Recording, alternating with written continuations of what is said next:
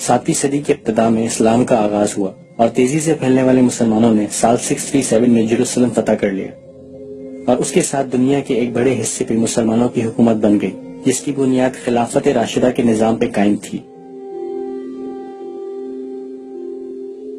11ویں صدی میں Christians France سے تقریباً سارے یورپ پہ حکومت کرتے تھے۔ کرسچن پوپ صرف یورپ ہی نہیں بلکہ یورپ میں رہنے والے کرسچن کے دلوں پہ بھی حکومت کرتے تھے اور ان کی سوچ بدلنے کی پوری صلاحیت رکھتے تھے، اور انہی صلاحیتوں کی بدولت سال 1035 میں کرسچنز کے رہنما پوپ اربن II نے مسلمان اور ان کی خلافت کے نظام پر ایک مذہبی جنگ مسلط کر دی، جس کا اصل مقصد یروشلم پہ قبضہ کرنا تھا۔ تاریخ نے ان جنگوں کو دی ہولی کروسیڈز کا نام دیا ہے۔ مذہب کے نام پر مسلمان عورتوں کی بے حرمتی کی گئی، ان کو ان کے بچوں سمیت زندہ جلا دیا گیا اور اس قدر قتل و غارت کی گئی کہ یروشلم کی گلیوں میں خون بارش کے پانی کی طرح بہنے لگا۔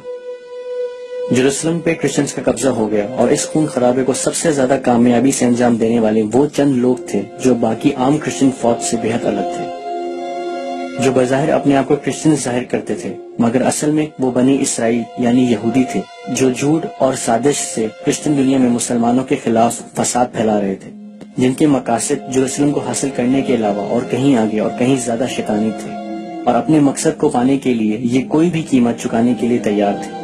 اس زمانے میں یہ مخصوص یہودی فوج the knights of the temple of Solomon یا دی ٹیمپلر نائٹس کے نام سے جانی جاتی تھی۔ یروشلم پہ قبضہ کرنے کے 20 سال بعد دی ٹیمپلر نائٹس نے مسجد اقصی اور قبۃ الصخرہ پہ اپنا قبضہ جما لیا، وہ جگہ جہاں سے ہمارے پیارے نبی حضور اکرم محمد صلی اللہ علیہ وسلم نے معراج کے سفر کا آغاز کیا تھا۔ مسجد اقصی اور قبۃ الصخرہ پہ قبضے کے بعد ٹیمپلر نائٹس اپنے عیسائی بھیس سے آہستہ آہستہ باہر آنے لگے۔ وہ ساری کرسچن عبادات اور فکر سے دور ہوتے گئے اور انہوں نے قبالہ نامی کالے جادو کو سیکھنا شروع کر دیا، اور اس کے ساتھ وہ سارے کالے اور شیطانی عمل بھی جو ان کے آباء و اجداد فرعون کی غلامی میں فرعون کے مقاصد کو پورا کرنے کے لیے کیا کرتے تھے، اور جس کی مہارت انہوں نے بیبلون میں رہتے ہوئے حاصل کی تھی۔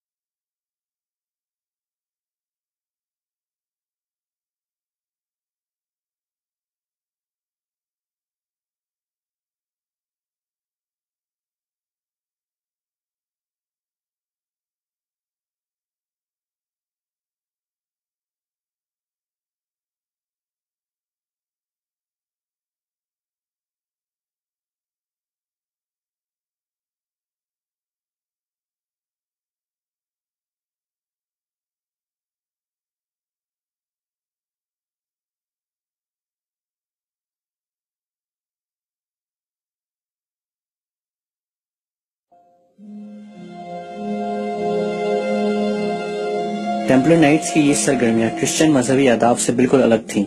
کرسچنز کو ان کے یہودی ہونے کا شک ہونے لگا اور ایک دن یہ شک یقین میں بدل گیا۔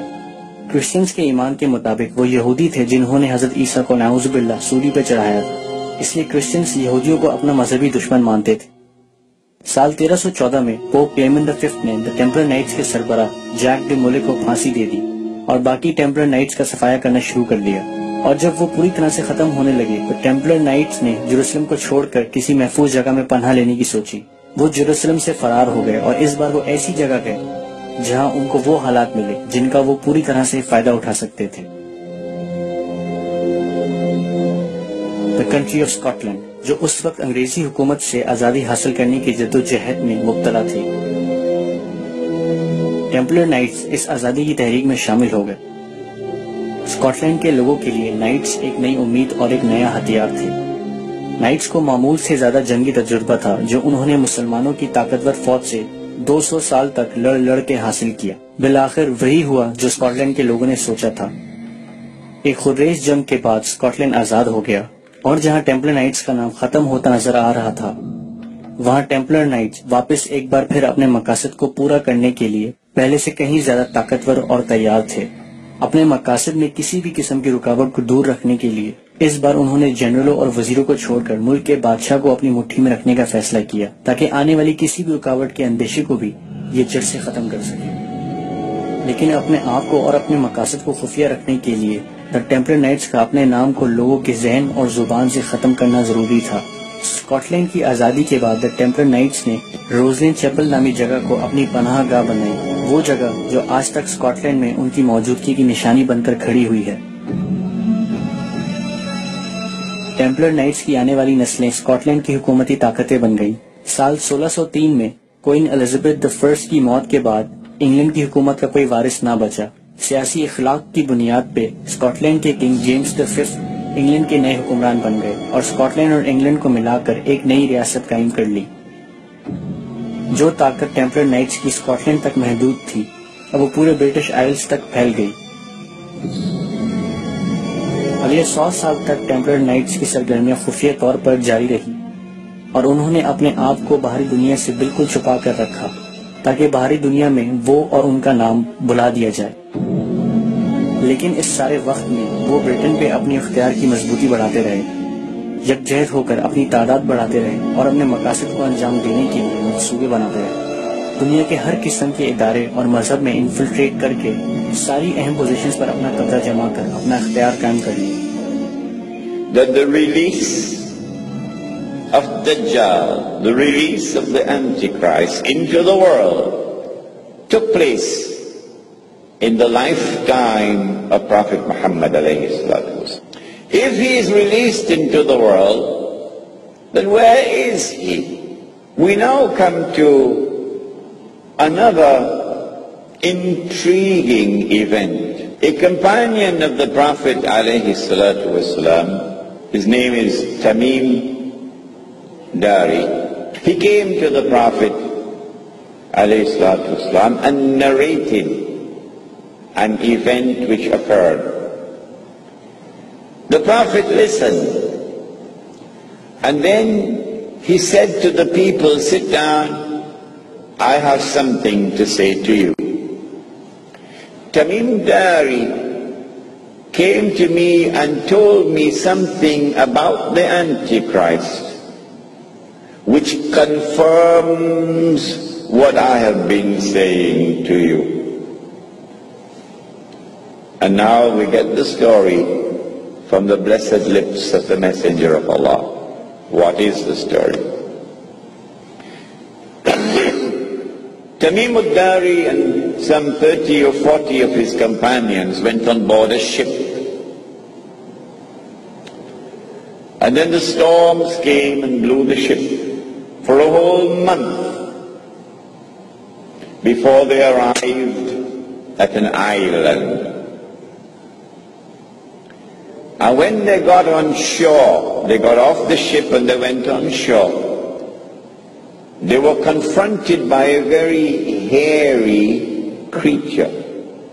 And then this creature spoke, "I am Jassasa," spy. Surah Al-Hujurat, وَلَا تَجَسَّسُوا, do not spy. So this is an island with a lot of people who excel in spying. And then Jassasa pointed to a monastery. There's someone waiting to see you there. So they rushed to the monastery. And there they found this young man, powerfully built, with curly hair.